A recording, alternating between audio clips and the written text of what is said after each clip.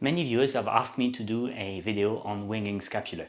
Well, it's my pleasure to help you guys, so therefore this video.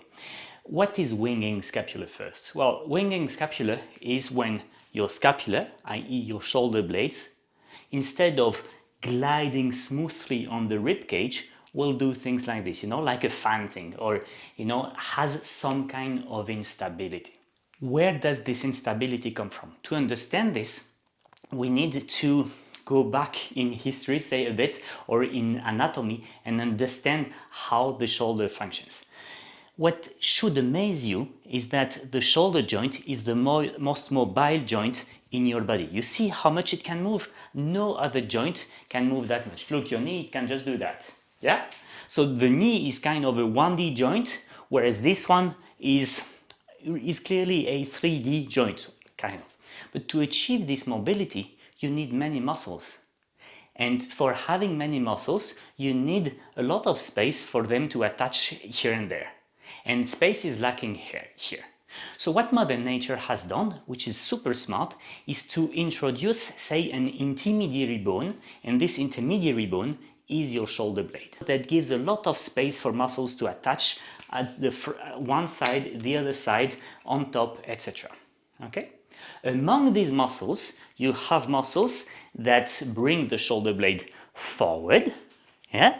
That is, for example, the serratus anterior, which is here, but also the pectoralis muscles.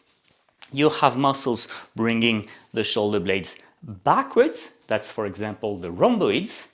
You have muscles that bring it upward and muscles that bring it downward.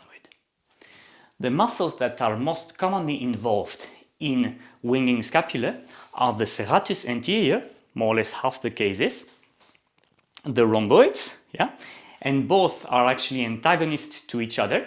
So, when one is messed up, well, the other one is to be investigated, and then the upper trapezius. Now, why can muscles start to dysfunction? Well, there are many reasons. It can be a trauma, it can be a nerve compression, it can be a muscle injury, it can be whatever you want. Yeah? Therefore, the precise diagnosis of why you have winging scapula and which exercises you should do to correct the issue, that really cannot be done remotely by a guy like me who has never seen you, who will probably never talk to you, who will never meet you. You need a local therapist to assess that. My job is more around your daily activities and advising you on what to do, what not to do when you have winging scapula.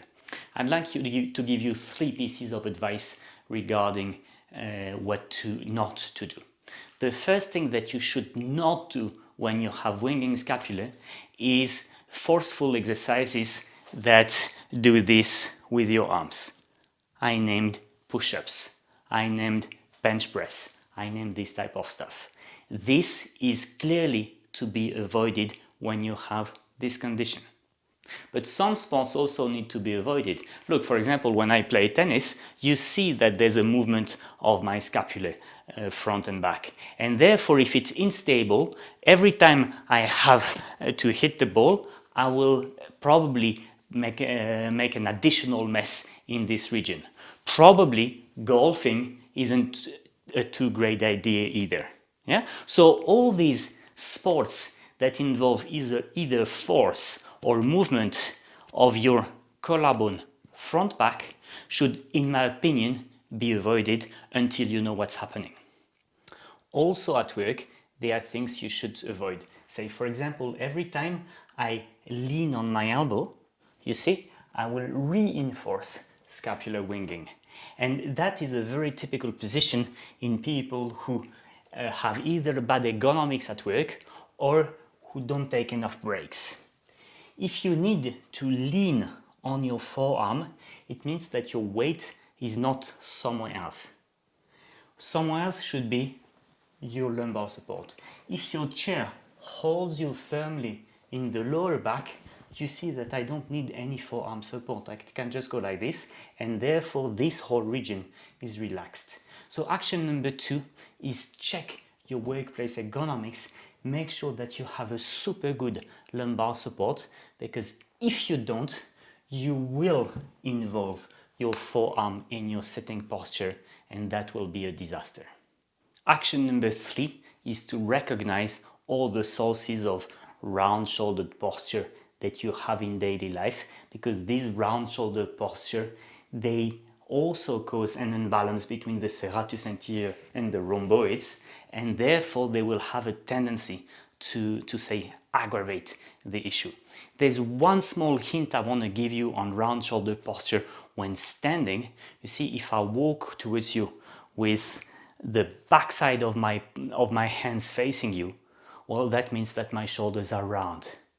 If the side of my hands is facing forward, then my shoulders are not round. So if I summarize, there are 3 actions you need to take. Number 1, review your physical activity pattern. That means avoid every sport which involves force forward or fast movements, big movements with your arm. Yeah? Action number 2, review your posture and ergonomics at work. In particular, make sure that you don't need your forearms to stabilize your torso. In other words, get a proper lumbar support. Action number 3, check all the sources of round shoulder posture. The video that I link at the end of this one is precisely on that topic. And if you need any, say, general advice on how do I maintain my posture for avoiding these type of issues, well, you can either go for, say, the cheap version, which is the posture manual, theposturemanual.com, or for online coaching, which is onlinepostureprograms.com.